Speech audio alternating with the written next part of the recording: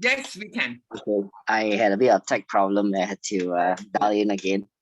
Okay. Um, I was watching the movie, not so much as a runner, Mm, but as somebody who had similar mm, insights into my own spiritual journey. And throughout the movie, I kept thinking that the recurring thought I had in my brain was perhaps this movie would be more apt to be renamed Broken, but it is in being broken that I get to begin my path to redemption. So there are many poignant and very touching moments in mm, the movie, which we can discuss in a short while. mm, But the overarching thought I had was that um, our God is so good. Um, in whatever degree of brokenness we are in, there is hope. mm, And in and through the life of Louis and Cynthia Zamperini, we witness in that very unique story in time that just when it is the darkest, the Lord showed up. And actually, the the most marvelous thing is that He was already there um, in the big sky when He was floating in His lifeboat mm. years ago. He just didn't know it. That's right. Mm, I'm reminded once again that um, there had been many moments in my own life where God was watching over me. I just didn't know it. mm. Yeah, it happens to the best of us. Yeah, Pokyang. Yeah. So like many of us in Singapore, I always say, yeah, we drink the water from the tap and breathe the air here in Singapore. So we are running at a not. I mean, I don't run marathons. All right, but cannot tahan. But the reality is we are running at a very fast pace in life, and so a lot of times we don't stop to notice, right, and observe what is going on around us, and that God is fully present in everything, in everybody. Yeah, and so we are all equally guilty of not noticing as much. So to your point that God was already there. Yeah, so I'm also curious, for those of you who were not here when Pokyang introduced himself earlier, even though we are not watching this because he's a marathoner or having a discussion there, but some of you know that he has run 200 kms. He's an ultra marathoner, all right, not just a regular one, all right. So what were some of the challenges that you also experienced, in pursuing something like that, and what was the reason for doing it, because I always say, even for the regular people, not everyone can do a marathon, and even more so as an ultra marathon. So it's a symbol, right, of life as well, that it is not just a sprint, it's a marathon, and in your case, it's an ultra marathon. So what were some of the obstacles you had to face that, that you had to overcome, and how did faith come into it? Um, Thanks for putting me in the spot, Win. Okay, I think in recalling my journey in this lunatic sport of ultra running, I I don't think I went into it in a pre-planned, intentional way. I Hmm. kind of drifted into it because I needed to discover more about myself Hmm. and about God. And that was during a season when I was given the honor, privilege of leading in a hospice organization. And I had to take over the helm from very illustrious ex-president, the one my predecessor was a cabinet minister, Dr. Sid Aimi. I was just overwhelmed how to fill in those big shoes, although her shoe size is pretty small. Um, and it was in praying persistently and asking God, how do I make a difference, that He showed me that I could run. I think the race that gave me some public profiling and attention was the 200 kilometers that I undertook in 2019 as my departure gift to the hospice, as well as to commemorate my brother-in-law who had passed on the year before from liver cancer. I want to share that in preparing for the race, I had run 2 other 100-mile races organized by the same race organizer. A 100-mile is about 160 kilometers. And both that previous race, there was a cut-off time. I never made a time. It's 32 hours, and I always came back after 32 hours, 33 hours. But I finished. But I with the help of Joan, who rallied around me with many well-meaning family members and friends. They journeyed with me different distances throughout the race. I finished. What I learned is that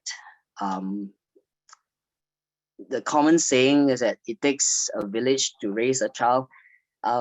It takes a village to literally finish anything that God has set before us on this side of eternity. And I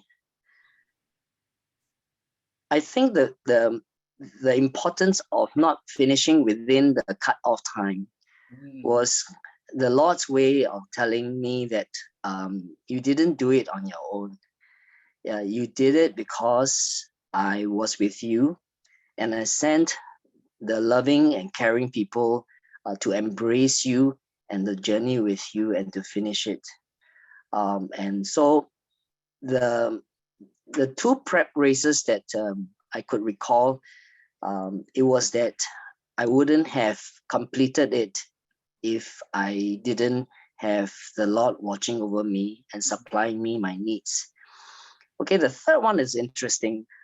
I thought it's going to be the same, a repeat of history. In fact, the race before, I think it was October of 2018, which is a few months that I participated in the 100-mile in preparation for the 200K in March of 2018. There's a difference of about half a year. I was teased by my wife that I'm the dead last runner because the organizers and the volunteers stayed back just so that I would finish, even though it's past the cutoff time. Those of us who sign up for races know that when they set a cutoff time, they mean it. You may return to nobody except maybe your own family members. Feels too paiseh to leave. Yeah. So, but they were so kind. They stayed, and because they kind of knew that I would drag my dead body across if I had to finish. That the at the end, what all the finishers get to do is to pose with a poster like I'm a finisher,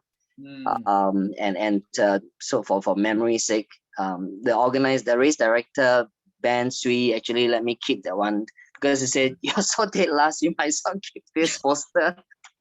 Wonderful. So that was the benefit for being the last. Yes.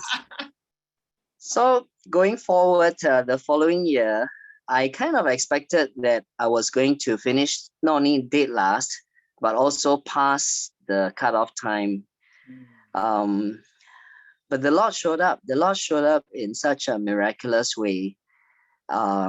It's like redemption. It's like He knew it was my last ultra race. It said, I'm going to show you something interesting. I prayed a lot. I asked people to pray for me specifically. I asked sisters and brothers in the faith to pray with me because I had no confidence in myself. But the strange thing was I was calm. I had perfect confidence in the Lord. I kind of knew that something great was going to happen, but it didn't happen without me suffering tremendously.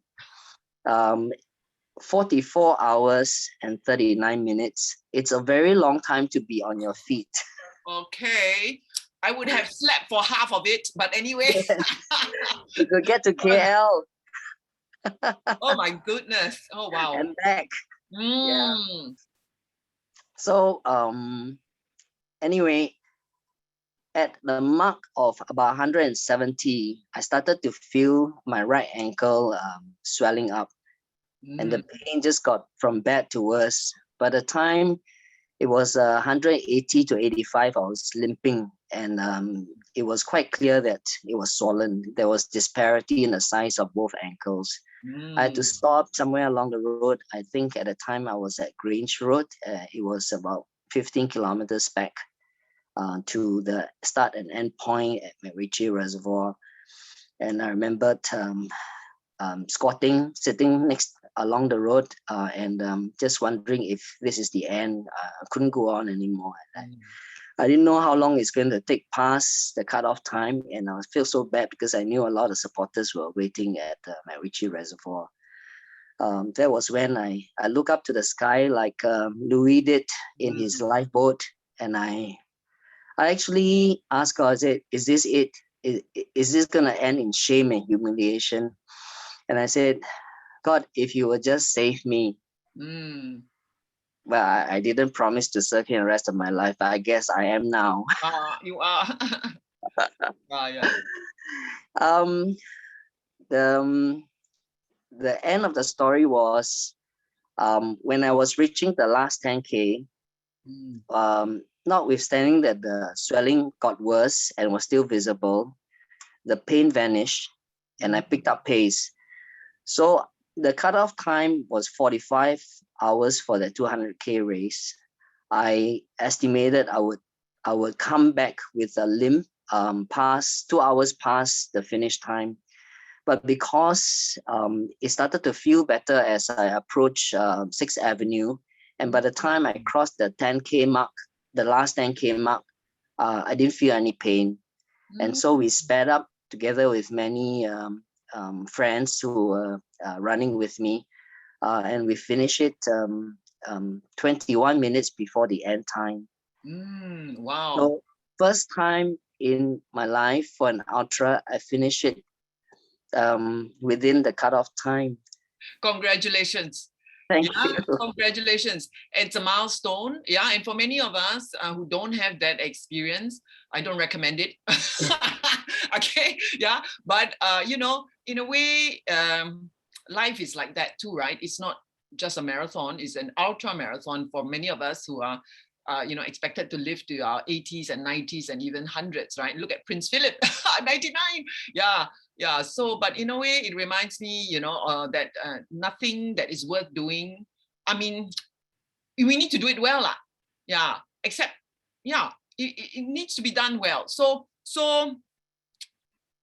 similarly, you know, like what you know happened to Louis. You know, even though we will have you know ups and downs in life, I think the like what you shared, Pokyang, it's only the downs that are sort of like motivating and preparing us for the ups.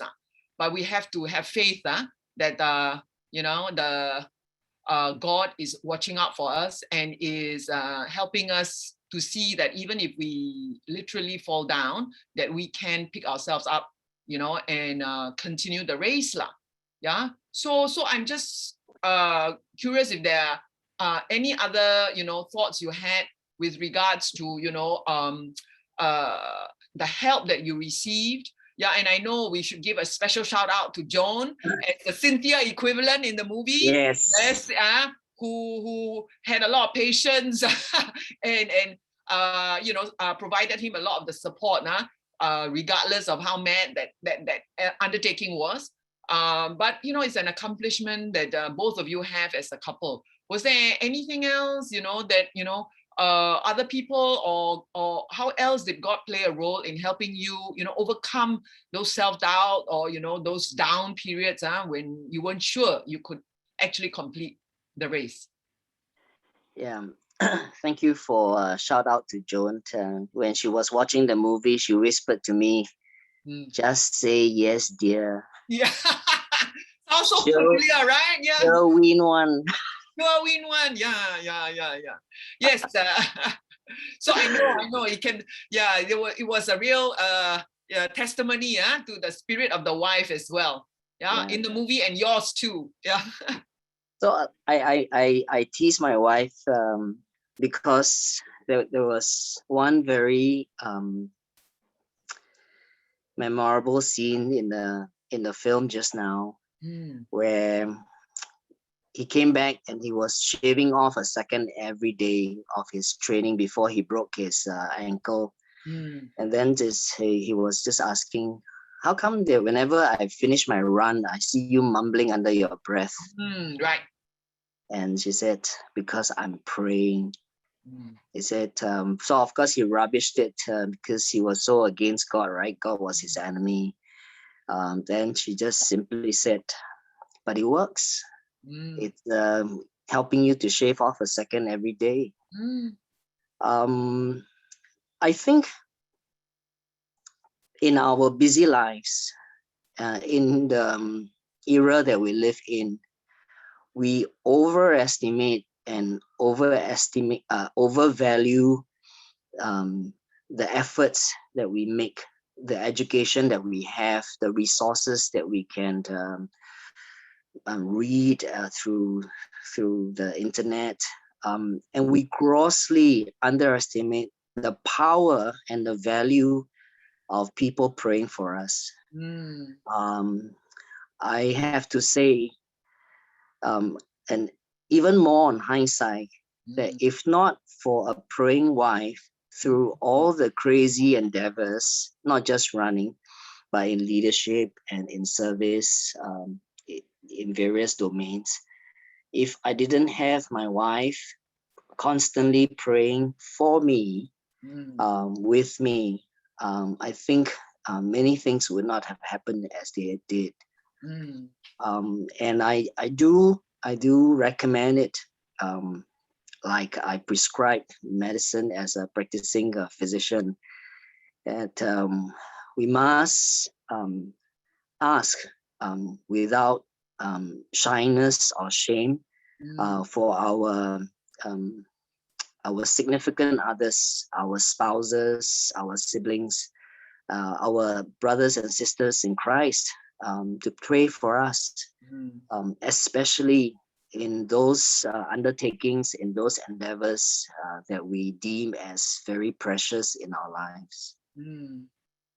Yeah, and I think I can see, based on your comments as well, right, that really, there were a few what we call Catholic social teachings or universal values at play, not just in the movie, but also in your own endurance runs, right? To me, I think, in the movie, especially, it's about dignity, right? The human dignity. Yeah, regardless, of all the challenges Louis faced, I think he was treated with dignity. Plus, at the same time, I think the other two that were very strong has to do with, like in your case, with association, principle of association and participation. You could not have done it on your own. No. Yeah. So with the support of your loved ones and your friends who were crazy enough to run with you, okay. I think that certainly demonstrated all those principles in action, and that's why in life, even though I like to say we live in an island, but really we don't. We can't. We can't do a lot of things ourselves, and so this is why God put us together in community. Of course, there are many problems that come along living in community, but those are the opportunities for us to overcome and show our self. Yeah, there's a comment by Tricia, who is another friend here, who talked about on the chat about the Watanabes in our life. Yeah. What do you think? Pokyang, have you experienced any watanabes or the birds in your life, and how have you overcome them? Well, I wish I could say that I have only lovers and no haters, Oh, yo. but I can't. Mm, Um, of course, I think the equivalent of Watanabe's, um, Matsuhiro Watanabe's in our lives are not as um, horrendous, not as evil as the movie had. I mean, the real prison guard had presented himself. Nevertheless, I do believe that we do have to handle people um, who do not um, think the best of us, mm, who sometimes go off the way using hurtful words and even actions to cut us down. They mean harm. mm, Um, and I find that my own experience is natural, is to get a two-way ticket to Tokyo with a revolver. mm, And watching the movie, I was reminded mm, that the scriptures tell us in no uncertain term that the Lord said, "Vengeance is mine." mm, Um, I must not take these things into my own hands. mm. And if I want a way out of that incarceration, the war was over. The World War II was over Yes. for the world, but it was not over for Louis Zamperini. He was a prisoner of his own hatred. Mm, He wanted to get back. He wanted revenge. mm, And it just had a downward spin into deeper depths of darkness, mm, bitterness, and lunacy. Um, I want to be reminded again in a movie mm, that this is the same message for me, that if I want to be free or to be set free, I need to forgive. mm. And even forgiveness is not my own effort, it is through prayer and in faith that the Lord who has already forgiven me can help me forgive the Mm. Watanabes in my life. Yeah. Yeah. You know, it's in a way, yeah, it's about, good and evil, right? Yeah. Being presented in front of us. And when evil or, bad things happen, it's an opportunity for us to show good. Yeah. But it is so difficult. Yeah. So we need to support each other and ourselves, and of course, through prayer. All right. So I think we are more or less at the end of our chat. And thank you, Ho Kiang, for Thank you. enriching the movie, and the conversation is always interesting to watch a good movie followed by a good discussion. Yeah. And what I like to do then is to share the one final slide to tell people more about the festival that will be coming in June. Yeah. So this is the final slide. And if you have any other information about the Kena Film Festival that you are interested in, please check out the website, like our Facebook, drop us an email. And of course, we are totally run by volunteers, so we would welcome any donation of any value to help us defray the cost for licenses, for venues, and so forth. All right. But meanwhile, I want to thank Po Kiang and all of you for staying the course and enjoying the conversation with us. And we look forward to seeing you in June at the festival itself. All right. Thank you all very much. Thanks. Thank Bye. you. Po Kiang. Bye-bye. Bye bye. Thank you. Thank you.